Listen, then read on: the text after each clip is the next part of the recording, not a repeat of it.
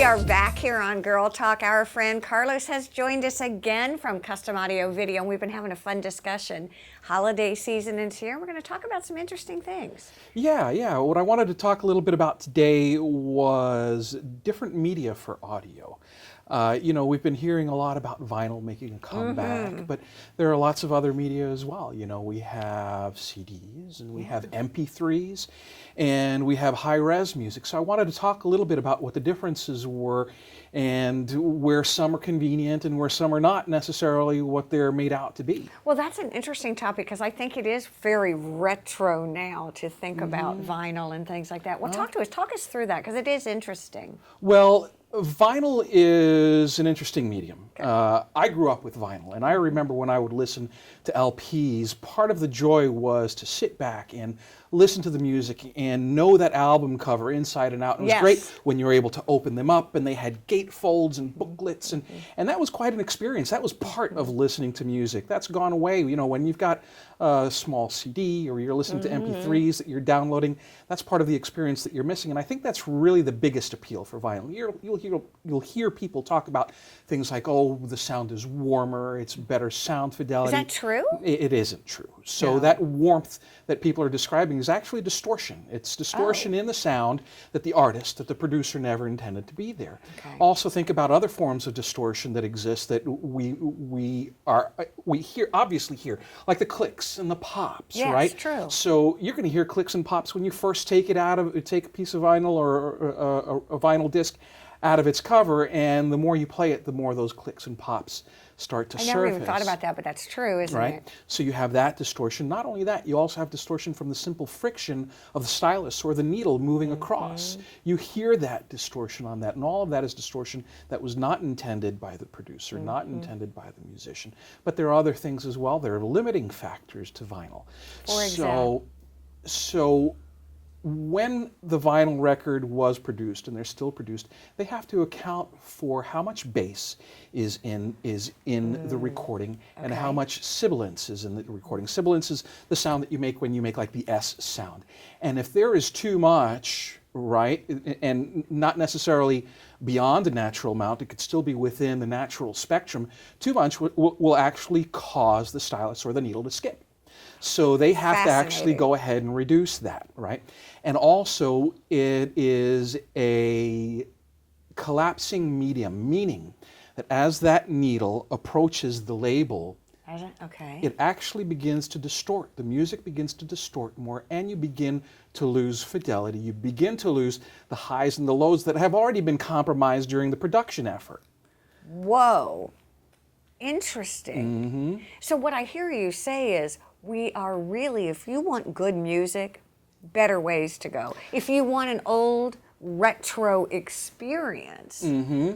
Right, so if you want that experience, which I totally get, it's one that I enjoy, and I have friends that will readily say, yeah, I recognize that my CDs have better sound quality, but I will go and buy these LPs because the album cover is this and that and so on and so forth. So it provides a certain experience. Exactly, and you are talking about something totally different. Again, it feels very different if I'm talking about getting the best caliber and quality of music that I can versus having just sort of an interdisciplinary experience, for lack of a better word. Precisely, yes. So then we talk about having a true high fidelity experience, which we'll get to in a little bit, but one that really emulates the live performance. So another very popular form of music is MP3s. Very convenient, right? Because you can download them to your phone, you can download them to your tablet. They cost about $1 a song, and you go. However, that is called a lossy medium. What's it called? Glossy? Lossy. L-O-S-S-Y. Basically, the music is compressed to allow you higher storage. So you can store a lot of music, but because that music is compressed, the sound becomes lossy and you lose sound quality. It's lossy. It's lossy, Who exactly. knew?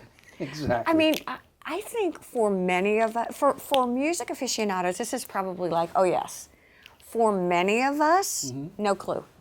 It's very possible. I mean, I think I think that as far as that MP3 thing is, some people are familiar with it, but the other things that we're talking about in regards to vinyl versus MP3s or CDs, which CDs have an amazing sound quality. CDs are come much closer to reproducing the actual sound that the artist intended than those two previous mediums that we're talking about.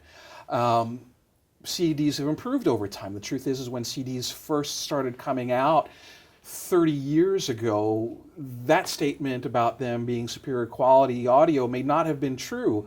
And over a few years, they were able to really refine the process, refine the technology, and now CDs is one of the best ways to go. But even higher than CDs, coming a sound quality coming even closer to what the artist intended is high-res music. High-res music. High-res music. Because when I think many of us think of high-res, I think of high-res photos. Or high-res television, right, high-res exactly. movies, but we also have high-res music. And that means high resolution? High-resolution music, absolutely. And what you've got there is a difference in the way the music has been sampled.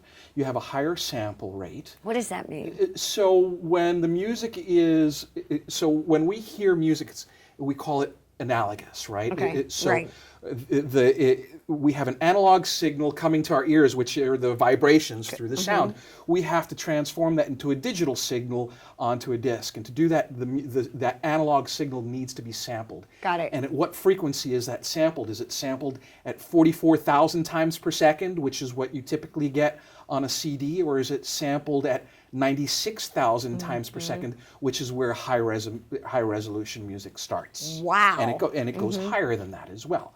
So you've got that, and you've also got the bit depth. So if you talk about digital music, it's similar to information on a computer. How many bits make up that information? So is it 16 bits or is it 24 bits, which is the difference between CD and high-res? This may be a two little section discussion here. Before we go though, how does that relate quickly to the high res? What do we want people here at Custom Audio to see here? So we want them to know that you have things available to you like high-res servers All right. that allow you to store high-resolution music, because it's such a high amount of information. You can't store it to like a tablet or a phone. You need to have either a dedicated computer or a high-res server, and you want to have speakers like these here that are going to do it justice. All right, here's what I got. Here's the takeaway. Come see Carlos at Custom Audio Video, please. Have a great week. Enjoy.